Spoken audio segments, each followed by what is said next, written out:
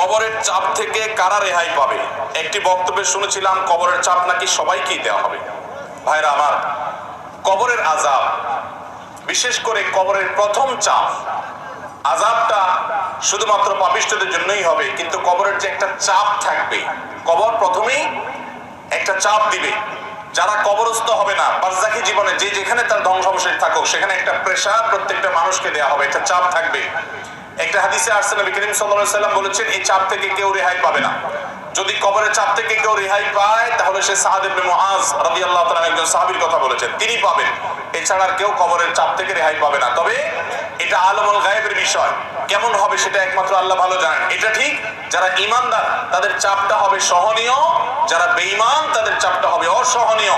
এজন্যই কবরের এই জগৎটা সম্পর্কে সবচেয়ে বেশি ভয় পেতেন সাহাবায়ে কেরাম এবং খুদ রাসূল আকরাম সাল্লাল্লাহু আলাইহি ওয়াসাল্লাম সাবধান করতেন। তিনি বলেছেন, কবর হলো আউয়ালু মানাজিলিল আখিরাহ, আখিরাতের প্রথম ধাপ। যে ব্যক্তি এই ধাপে পার পেয়ে যাবে, তারপরে সব ধাপগুলো সহজ হবে ইনশাআল্লাহ।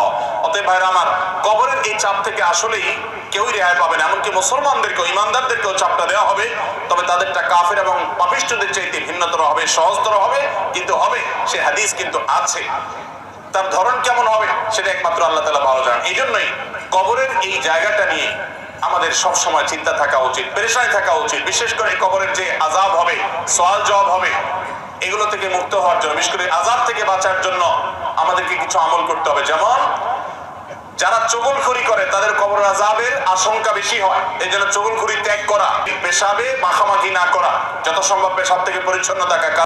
এই জন্য পেশাব থেকে পরিচ্ছন্ন হতে হবে।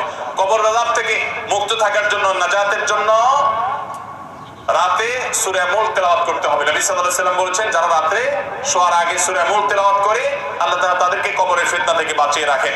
ঠিক একই ভাবে কবর আযাব থেকে বাঁচার জন্য সাধারণত যে কোনো গুনাহ থেকে আমাদের বেঁচে থাকতে হবে। আল্লাহ তাআলা আমাদের সবাইকে সেই তৌফিক দান করুন।